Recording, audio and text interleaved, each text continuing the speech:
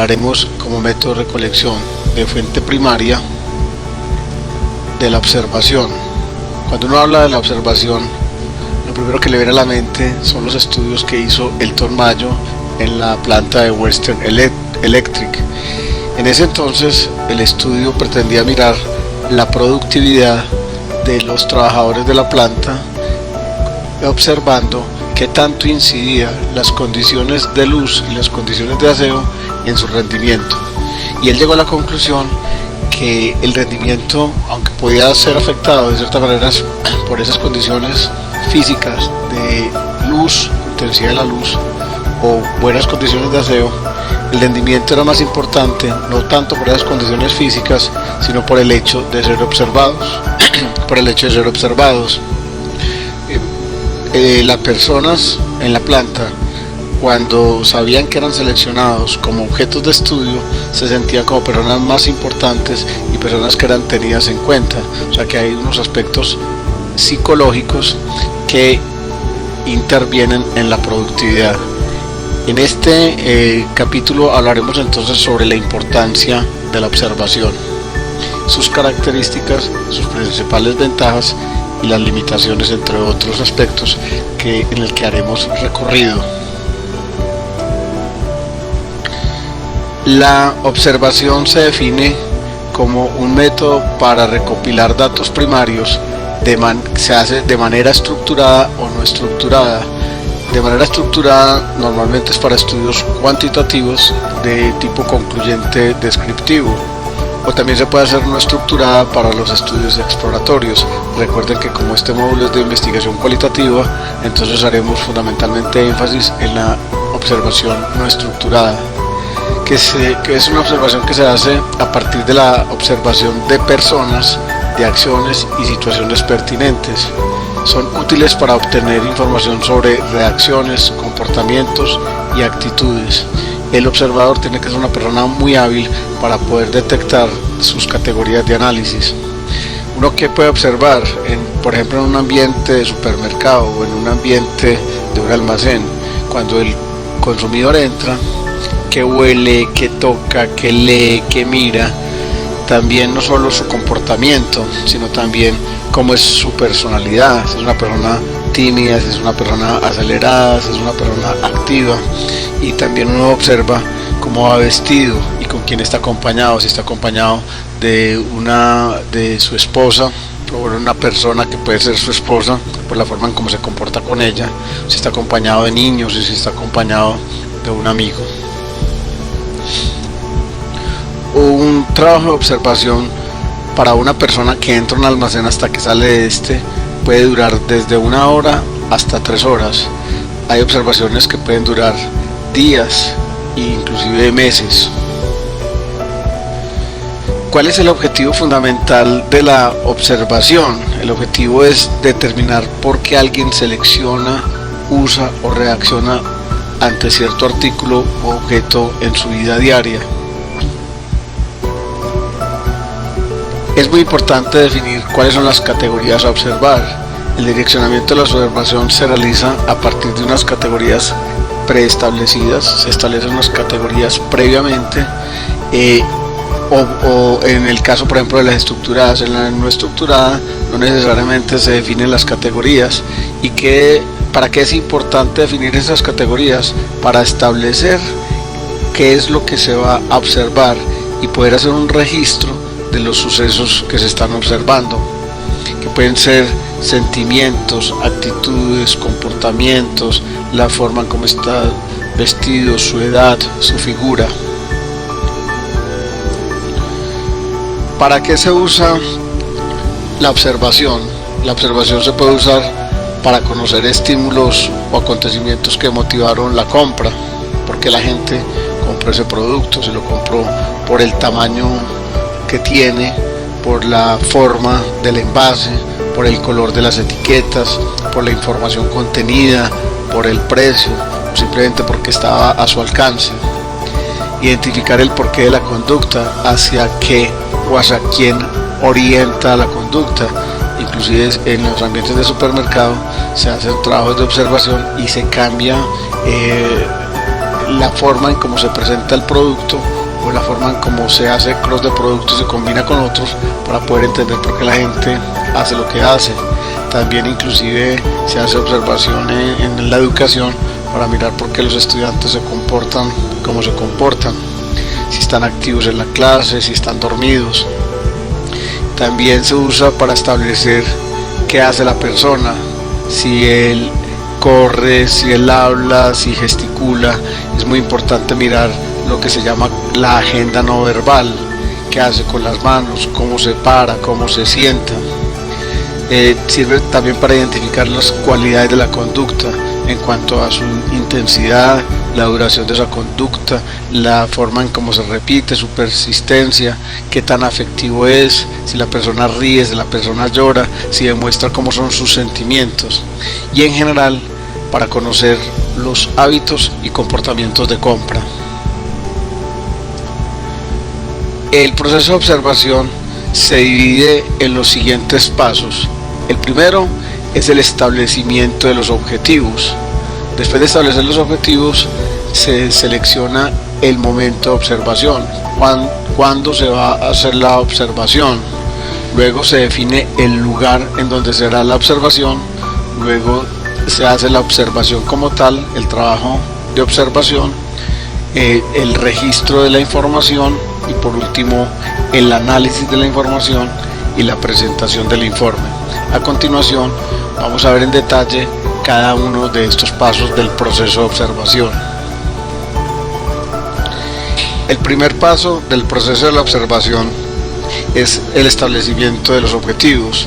Recordemos que a la hora de formular un objetivo es necesario considerar que inicie con un verbo en infinitivo, luego se dice qué se va a hacer, cuándo y en dónde. Miremos dos ejemplos. El primer objetivo dice medir el tráfico de clientes actuales y potenciales de la tienda de Colombia de Yamaha Musical en Colombia en el año 2008. Entonces el verbo en infinitivo, medir, ¿qué? El tráfico de los clientes actuales y potenciales de las tiendas en Colombia de Yamaha Musical. Entonces se va a hacer en Colombia, ¿y cuándo? En el año 2008. Otro objetivo dice identificar gustos y preferencias de los clientes actuales y potenciales de las tiendas de Colombia de Yamaha Musical en Colombia en el año 2008. Verbo en infinitivo, identificar qué gustos y preferencias de los clientes actuales y potenciales de las tiendas de Colombia de Yamaha Musical, en donde en Colombia, o sea a nivel nacional, en el año 2008. Para el primer caso, que era medir el tráfico de clientes, ahí la observación era una observación estructurada y se calcula un tamaño de muestra de tal manera que el número de observaciones sea suficientemente representativo para inferir a partir de esa muestra para la población total.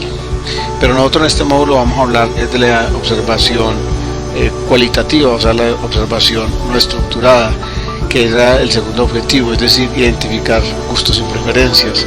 La idea es, a partir de esa observación, tratar de entender por qué las personas cuando entran a la tienda musical seleccionan el producto que quieren comprar y qué hacen con él, si lo tocan, si tocan alguna melodía, si simplemente preguntan por él, cuánto tiempo se demoran en la tienda, cómo se comportan en general, mirando por ejemplo sus comportamientos de compra, de qué compra, en qué momento toma la decisión de compra, cómo compra, cuánto paga por él, y mirar por ejemplo en cuanto a partir de la observación qué le impacta cuando él entra al almacén. Es muy distinto entonces los objetivos que se plantean para un estudio con una observación cualitativa o una observación no estructurada que para un estudio cuantitativo que es con una observación estructurada. El segundo paso en el proceso de la observación es definir o seleccionar el momento en que se va a hacer la observación.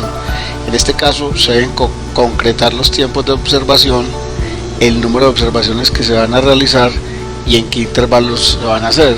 Por ejemplo, uno podría decir que vamos a hacer una observación durante una semana en sesiones de 3 sesiones diarias de 60 minutos, observaciones que se harán en la mañana, al mediodía y en la tarde, y por periodos, por ejemplo, a las 10 de la mañana, a las 12 del día, a las 4 de la tarde, variando cada media hora, intervalos, por ejemplo, de 10 segundos de observación con 5 de registro y 5 de descanso. No es lo mismo observar a las personas en la mañana que al mediodía o en la tarde. Por ejemplo, yo tuve la oportunidad de participar en una observación para una empresa que maneja parqueaderos en la ciudad de Medellín, y detectamos que no es lo mismo las personas que llegan normalmente a las 6 de la madrugada, a las 6 de la mañana a trabajar, a cuando salen las personas a las 6 de la tarde de trabajar.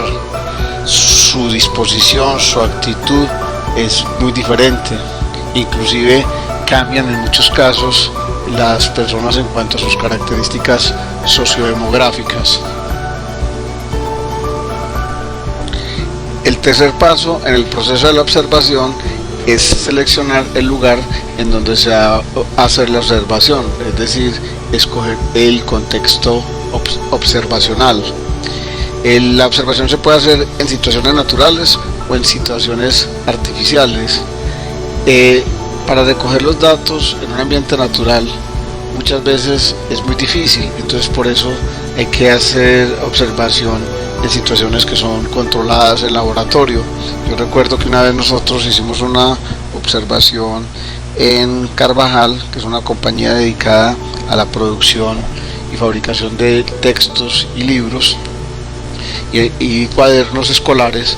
Entonces, en una de las oficinas de Carvajal en Cali hicimos un ambiente simulado en el que se pusieron en diferentes góndolas de un cuerpo, de 2 cuerpos y de 3 cuerpos, los cuadernos grapados, los cuadernos argollados, los rayados, los cuadriculados, los blogs, y simulamos un ambiente de supermercado, y ahí observamos cómo la persona hacía el recorrido y en qué se detenía a seleccionar y cómo miraba los cuadernos. Obviamente no es lo mismo en un ambiente controlado que en un ambiente natural. En un supermercado hoy tenemos grandes ayudas con las cámaras de video que están estratégicamente distribuidas a lo largo del almacén y que permiten hacer observaciones y sobre el ambiente natural, tal y como sea el fenómeno. Normalmente las observaciones en ambiente natural pueden ser mucho mejor como método de colección de información, porque la persona saber que no está porque no se da cuenta que está siendo observada, actúa de manera natural, tal y como sea el hecho. En conclusión, hablando del lugar de observación, podríamos decir entonces que se puede hacer en ambiente natural, que en el ambiente natural entonces la observación sea en el comportamiento como tal, se presenta como usualmente se da en el ambiente, mientras por ejemplo las personas compran en un almacén determinado, en un hipermercado puede ser, y la artificial que se da en un ambiente de laboratorio y se determinan unos patrones de comportamiento de acuerdo a las situaciones que se plantean en ese ambiente. Pero en muchos casos no son excluyentes, es decir, que si hago la observación en el ambiente natural, entonces no puedo hacer la observación en el ambiente artificial, o que si la hago en el ambiente artificial, entonces no lo puedo hacer en el ambiente natural. No son excluyentes, inclusive en muchos casos ustedes podrían hacer una observación inicialmente en el laboratorio, en el ambiente artificial, y de acuerdo a esos resultados después hacer una verificación en el ambiente real. El cuarto paso del proceso de observación es la observación como tal. Para ello es muy importante planificar la observación previamente y responder preguntas como ¿qué vamos a observar y en qué medida? ¿Cómo se va a realizar la observación? Es necesario definir la técnica que se va a emplear, qué observadores llevarán a cabo la observación y a quién vamos a observar. La observación puede ser no estructurada, que uno muchas veces parte es como de algunas ideas generales acerca de los aspectos de la importancia de lo que se va a observar, y no hay una definición previa o muy clara de lo que se va a observar.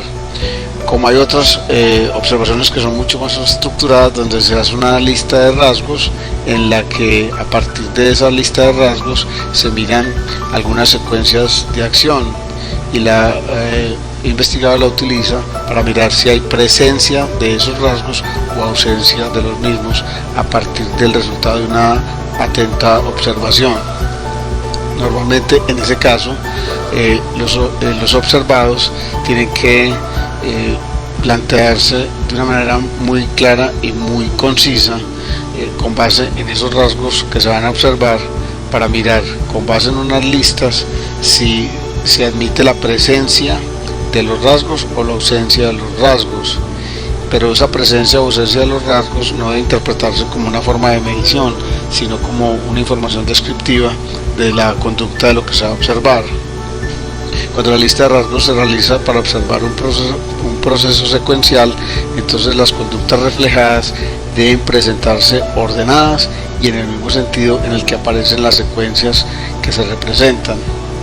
En la observación es muy importante tener en cuenta detalles de lo que se tiene que observar, muchas veces sin incluir la guía para la observación sobre lo que se va a observar, simplemente mirar cómo se está dando el fenómeno que está siendo observado.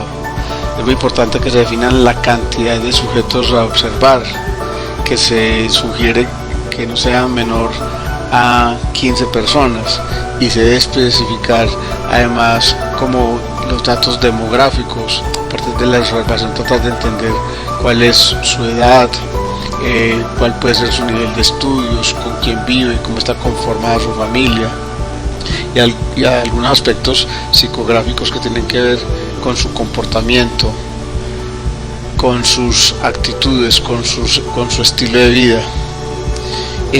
Aunque cuando uno prepara una guía, la guía le sirve porque se establecen unos puntos que tienen previamente definidos desde el principio de lo que se debe explorar, y además detallan a los interesados las áreas específicas para poder darle cumplimiento a los objetivos de investigación.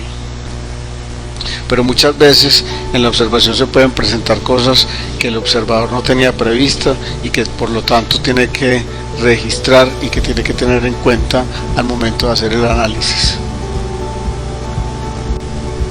El quinto paso en el proceso de la observación se refiere al registro de la información.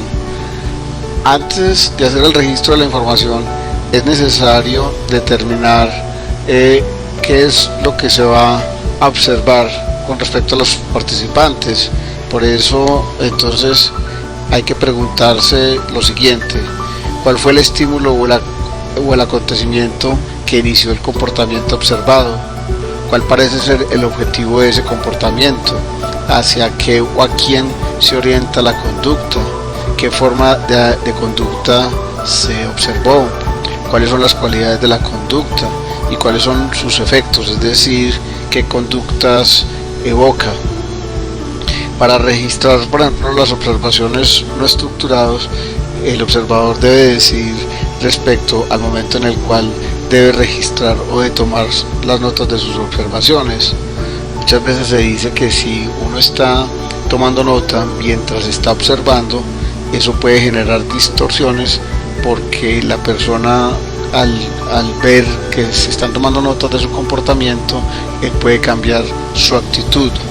Entonces no es recomendable muchas veces hacer anotación directa a la vista de los observados, porque eso afecta la naturalidad de la situación, de cómo suceden los hechos, y puede provocar reacciones negativas de las personas que son observadas, y entonces eso genera dificultad en el registro de los sucesos que se dan mientras se hacen las diferentes anotaciones, porque muchas veces el observador, por estar anotando, no se da cuenta de lo que está pasando. Entonces hay unos baches entre lo que se escribe y lo que se observa. Entonces En algunos casos se recomienda que no se hacen las anotaciones durante la observación, sino después de lo que se observó. Los registros deben hacerse entonces inmediatamente después de haber terminado el trabajo de observación. También es muy útil entonces hacer algunas señales o algunas anotaciones en el cuaderno de campo, de tal manera que después sirvan como referencia para poder recordar algunos sucesos observados.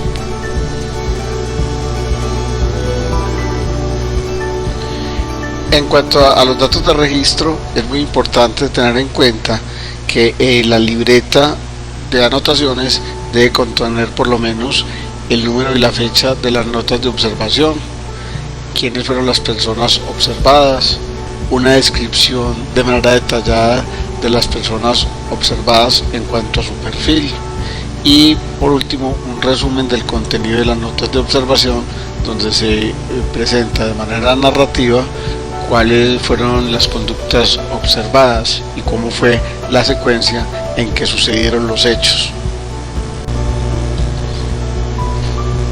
El sexto paso en el proceso de la observación es el análisis de la información. El análisis de la información tiene que ver entonces con la interpretación de los resultados y que se hacen a partir de los datos recogidos que sirven para la creación de los informes sobre la observación.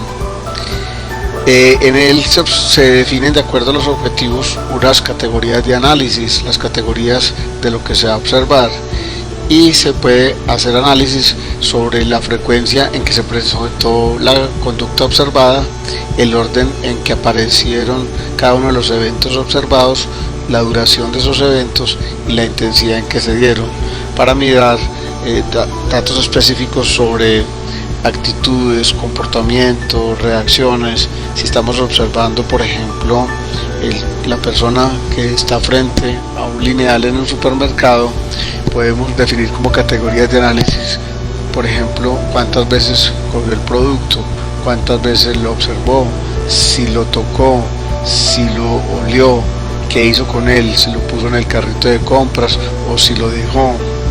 Es decir, dependiendo de las categorías de observación, se definen entonces las categorías de análisis que le den respuesta a los objetivos que fueron planteados. Al final se presenta el informe.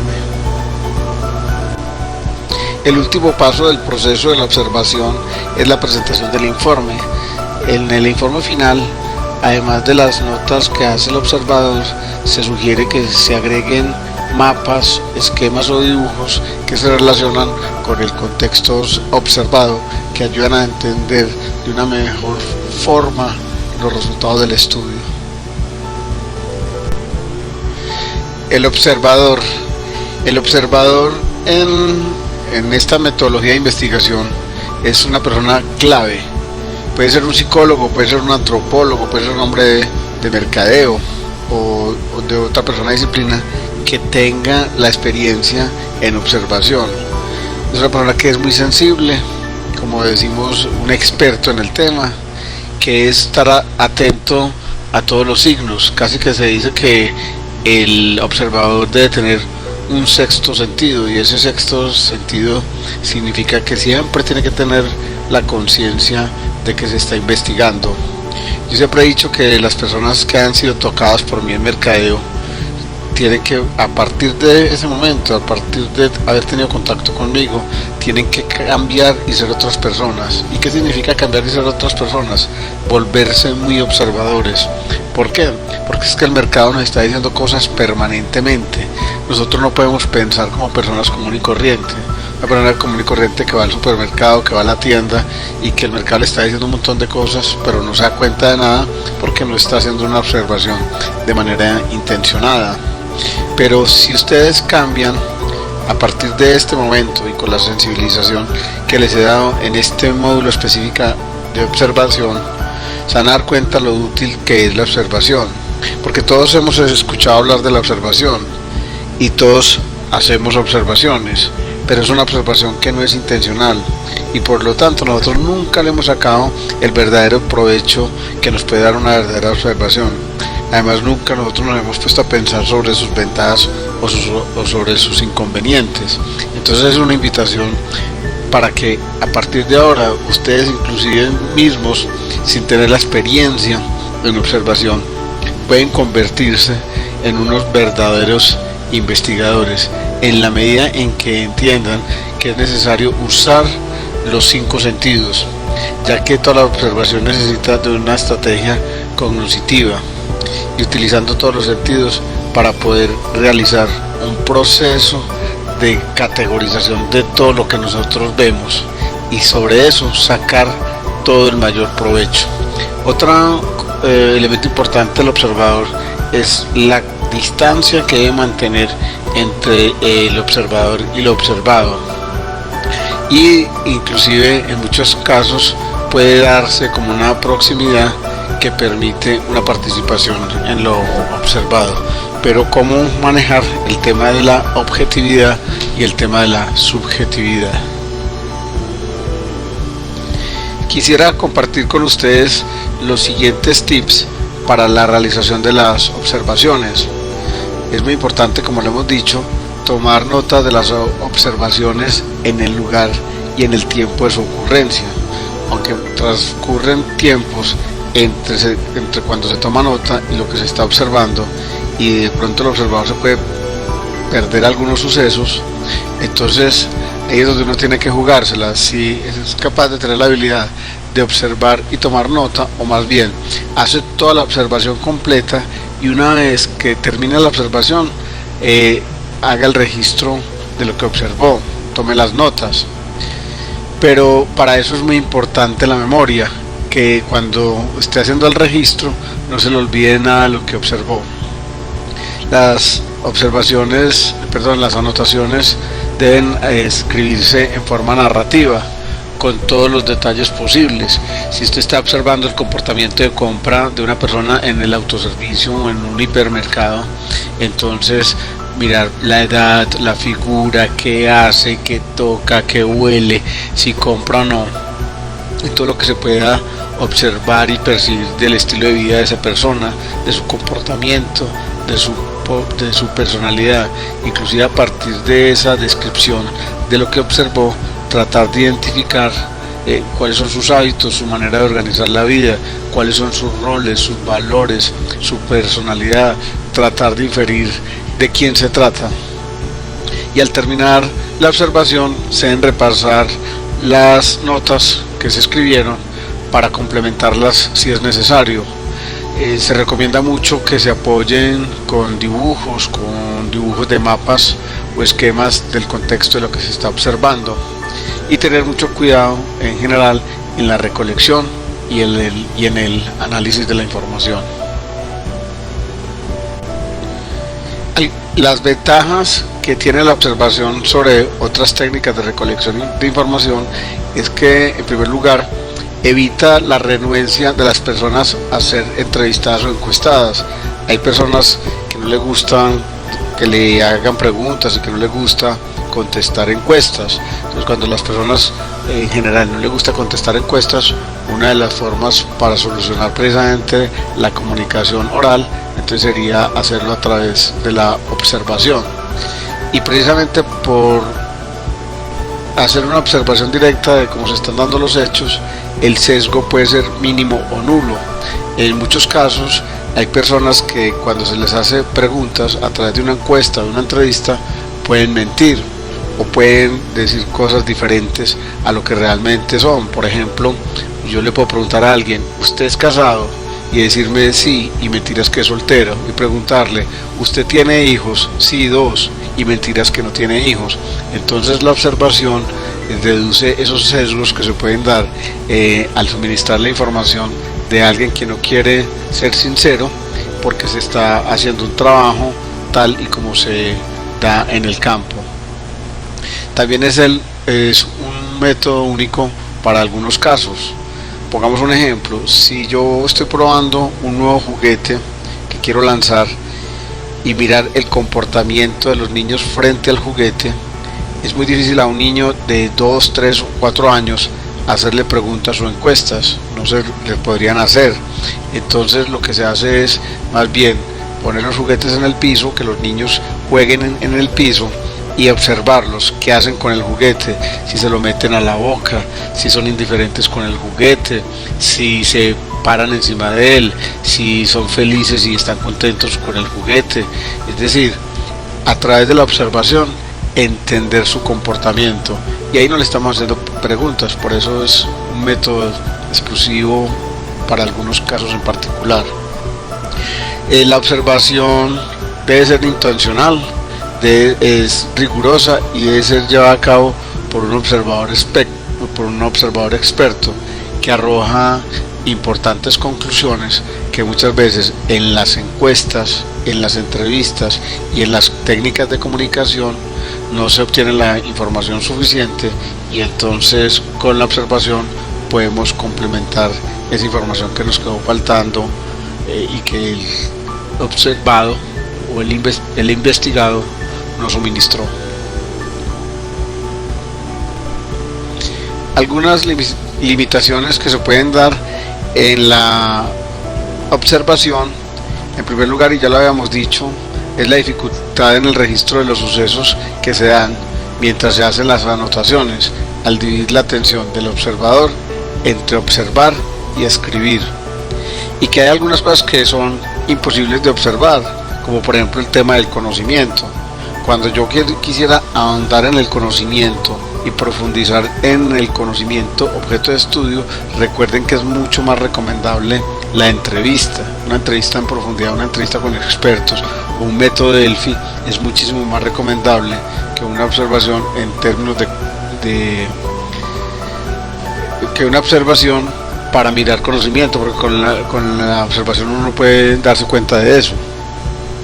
También una limitación de la observación es que depende mucho de la habilidad del observador y que no se ha pensado muy en serio sobre la utilidad de la observación.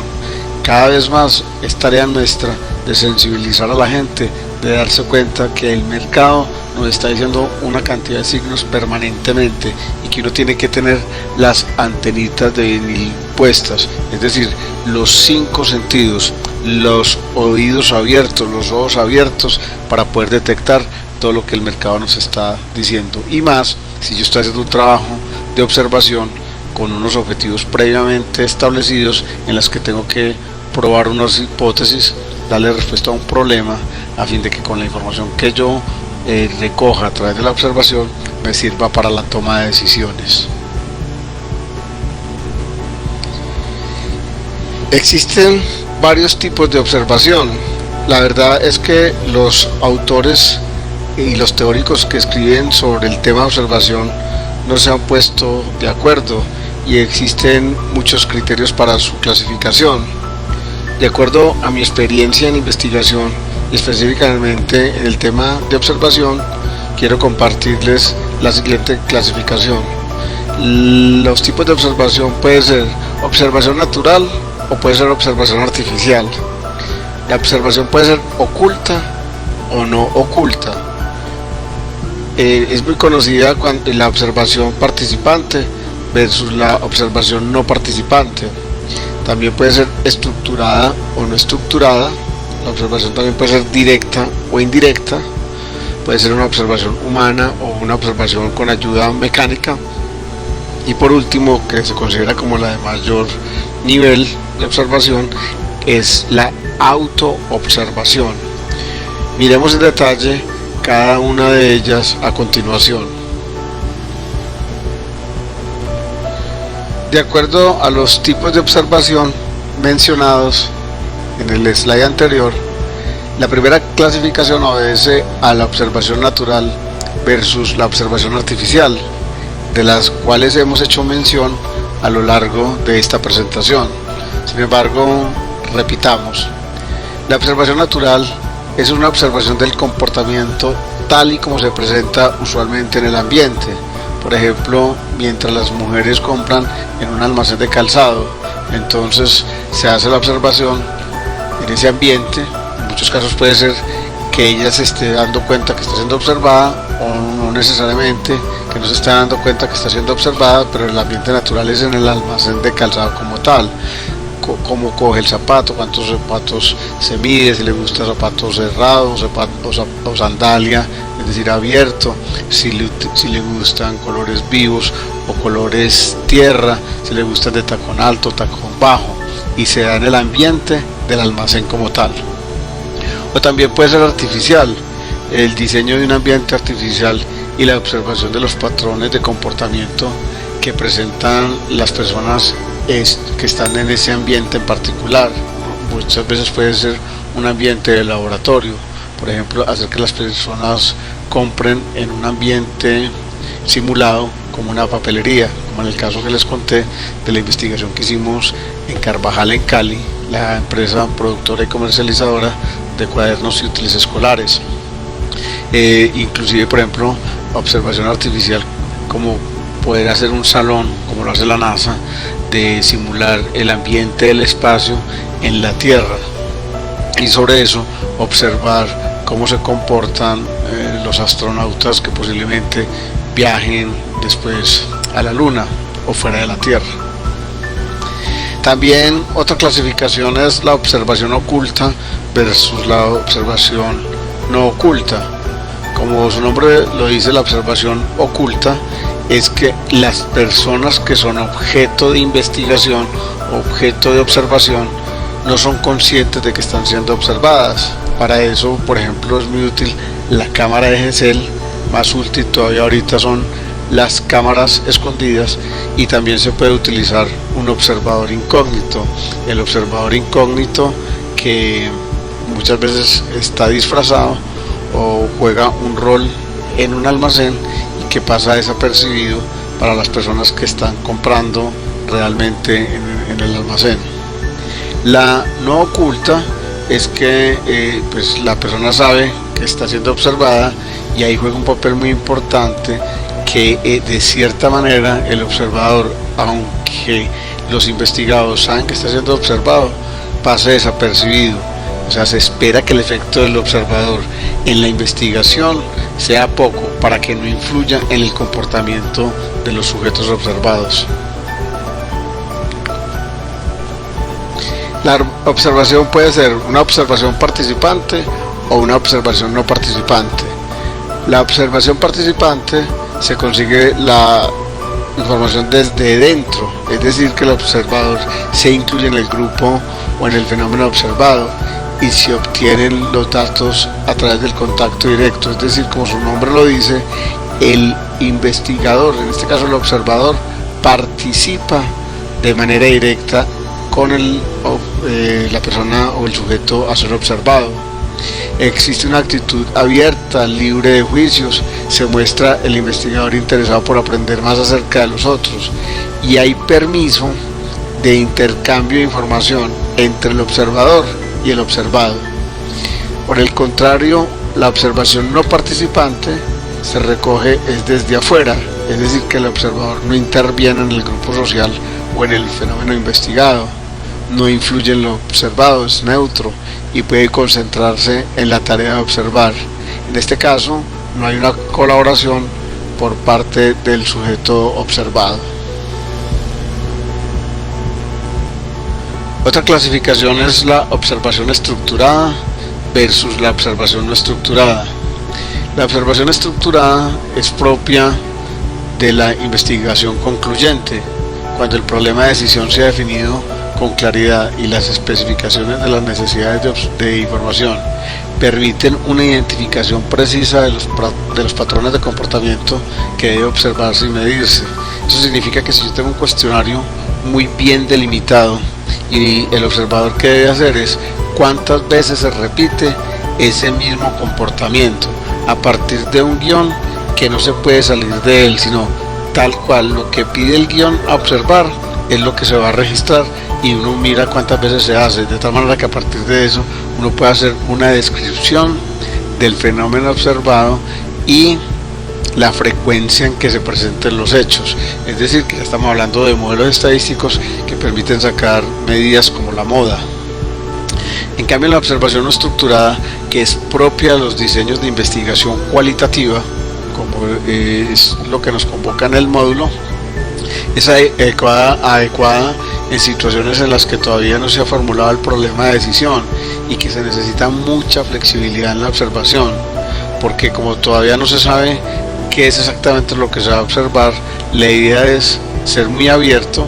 No se tiene el cuestionario de observación estructurado, sino que hay unos posibles categorías a observar que se pueden variar y que me permiten a mí, dentro de la observación, que es una observación muy abierta, tratar de desarrollar las hipótesis que son útiles para definir el problema e identificar oportunidades.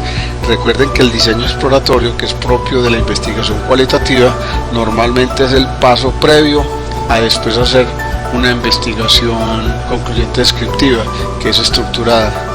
Es decir, que uno debería arrancar inicialmente con una observación no estructurada, y en la medida que defina los parámetros de observación y los revise, ya más adelante, posteriormente, puede hacer la observación estructurada para ver repeticiones y frecuencias.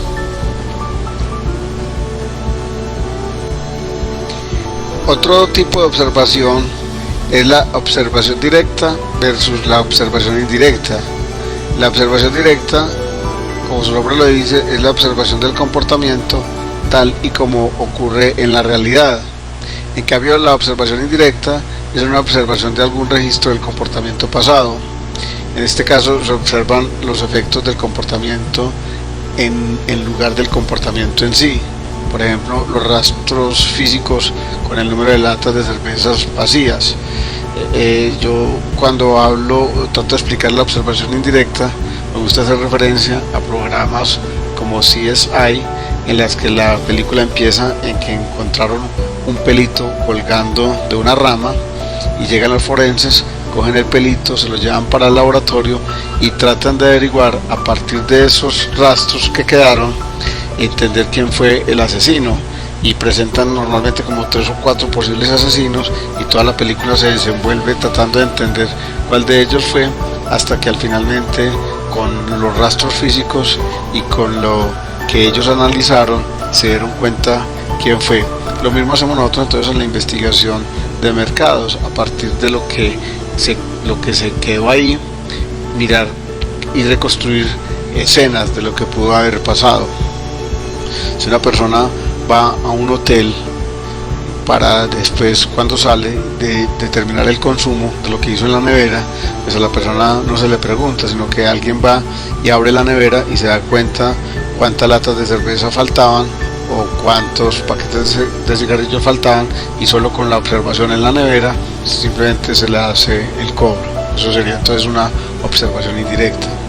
También tenemos la observación humana, que se utiliza, como su nombre le dice, una persona para que haga la observación. Y también tenemos la observación mecánica, que se hace a través de aparatos como la cámara de video, como el pupilómetro, como el psicogalvanómetro, como el audímetro de Nielsen, entre otros aparatos que actualmente son de gran ayuda para los trabajos de observación. La autoobservación es otro tipo de observación y se considera como el grado más elevado de participación en la observación, ya que el observador es el sujeto y el objeto, es decir, que se observa a la vez de ser el elemento observado. El mismo observador se observa. La idea es entender premeditadamente a la conducta de uno mismo. Uno muchas veces, por ejemplo, es un trabajo que yo hago mucho cuando hablo de comunicación, de cómo hablar en público. Le digo a la gente que debe aprender a conocer su propio cuerpo, porque muchas veces nosotros no nos damos cuenta si nos metemos la mano a la nariz, si nos hurgamos las orejas, si nos sentamos y movemos mucho el pie, cuáles son nuestros tics. Entonces ahí en la autoobservación lo que se hace es registrar la conducta a través de un procedimiento establecido inicialmente, y es perfecta para observar las conductas relacionadas con la privacidad, conductas íntimas y muy personales, como por ejemplo qué nos pasa por nuestra cabeza, cuáles son nuestros pensamientos, por qué tomamos las decisiones que tomamos, qué fantasías tenemos, si cuando fumamos, por qué fumamos, si fumamos por nerviosismo o por relajarnos, por sentirnos mejor, por qué bebemos, cómo bebemos, si nos comemos las uñas o no nos comemos las uñas. Muchas veces ni siquiera somos conscientes de nuestras actuaciones, de nuestros hábitos, de nuestra forma de mover el cuerpo, las manos, los gestos, la mirada, la forma en cómo nos sentamos, en cómo nos paramos, en cómo nos comunicamos con el otro. Entonces el trabajo de autoobservación permite de una manera rigurosa aprender a conocer nuestra conducta y sobre eso mirar qué podemos cambiar y qué podemos mejorar.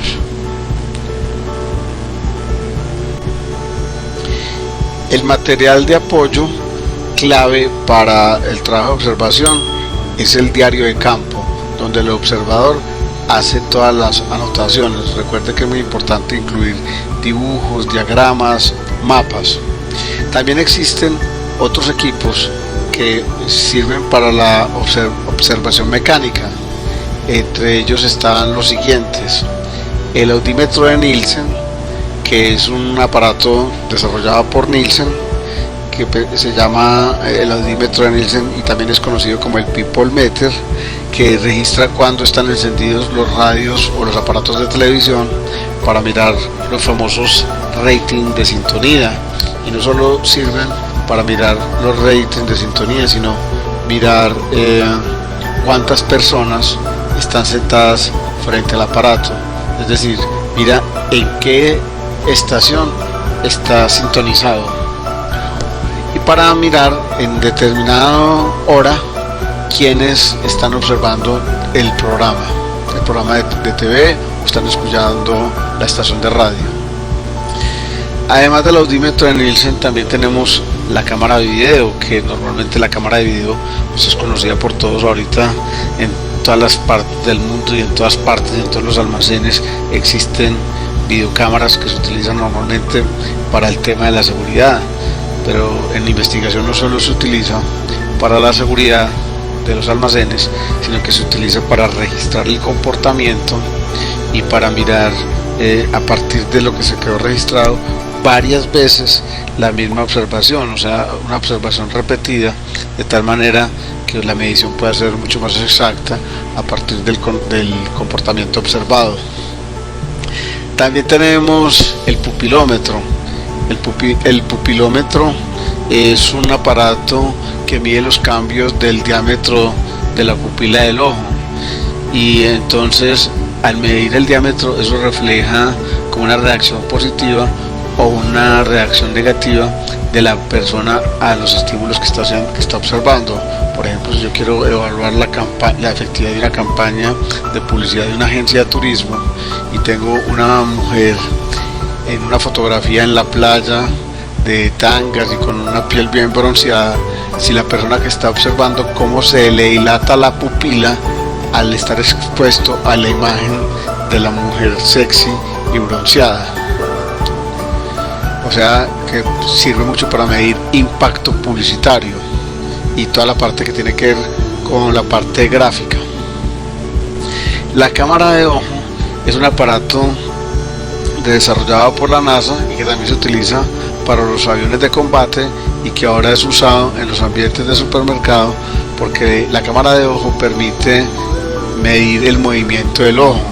Entonces eso determina en los almacenes cuáles son los puntos calientes, cuáles son los puntos fríos, hacia dónde miramos. Se ha detectado, por ejemplo, con la cámara de ojo que nosotros no miramos de frente, sino un poco más abajo, y entonces que los sitios calientes y los de mayor valor y donde hay mayor rotación de productos en los almacenes es los sitios que están entre los ojos y la cintura, que miramos un poco más abajo de los ojos, y eso se ha detectado precisamente con la cámara de ojo, que se utiliza también para determinar la forma en que una persona lee una revista, un periódico, un anuncio, un empaque, un producto, y mira la secuencia de lo que se observa y el tiempo que se utiliza para mirar cada una de las secciones, por ejemplo, de una revista o de un catálogo. Y también tenemos el psicogalvanómetro. El psicogalvanómetro Es un aparato que mide los cambios en la proporción de la transpiración, mide como que tanto sudamos o no sudamos, y se sube que mientras más fuerte sea la reacción, entonces es mucho más favorable la actitud de la persona frente al producto que está siendo estudiado. Como ven, tenemos cada vez mucho más ayudas, y además de estas que yo mencioné, existen otras como la máquina de la verdad o el polígrafo, entre otros. Como el diario de campo, de los materiales de apoyo que mencionamos, es el más importante, entonces quisiera mencionar en particular en el diario de campo lo siguiente: que se anoten el número de las observaciones que se hacen, la fecha y la hora en que se hace la observación, cuáles fueron las personas o los objetos observados, una caracterización detallada de esas personas y esos objetos observados, un resumen de notas que tiene que ser normalmente en forma narrativa y lo más detallado posible, y que el diario de campo esté acompañado de diagramas, de gráficos y de dibujos. Como en todas las metodologías que hemos visto de fuente primaria, a la hora de presentar el informe final es necesario tener en cuenta la portada, los antecedentes, los objetivos de la investigación, la metodología que se utilizó, en este caso si estamos hablando de observación, qué tipo de observación, si es estructurada o no estructurada, si es participante o no es participante, cómo se recogió la información. A partir de las categorías de observación se hace el análisis, y después del análisis se presentan las conclusiones y las recomendaciones respectivas. Se debe tener en cuenta que en el trabajo de observación se debe describir de manera detallada todo lo que ocurrió, en dónde ocurrió, cuándo ocurrió y todas las interrelaciones que puedan haber entre las variables que son siendo observadas, y también ofrecer recomendaciones para explicar el comportamiento de las personas observadas. Como en todo trabajo de investigación, se requiere de un presupuesto. Una investigación normalmente tiene la fama de que es de alto valor, que es costosa, pero realmente nosotros podemos hacer investigaciones con bajo presupuesto. A la hora de pensar en una investigación por observación, es necesario tener en cuenta todo el tema de administración y logística, cuánto va a cobrar el observador por hacer su trabajo, el digitador, que es el que pasa toda la información del diario de campo del observador, el alquiler de los equipos que se requieren para hacer la observación, los refrigerios para el observador, las fotocopias, la papelería, las llamadas telefónicas, los servicios públicos, el transporte y los pasajes, el análisis de la información y la presentación del informe. Entonces, dependiendo de los presupuestos de las empresas, un trabajo de observación puede estar por el orden de los 2 millones de pesos, como igual pueden haber observaciones de 5, de 10, de 15 millones o de 20, dependiendo de qué, del número de las personas que van a ser observadas, de los equipos que se requieren para la observación y de la experiencia y la trayectoria que tiene el observador como tal.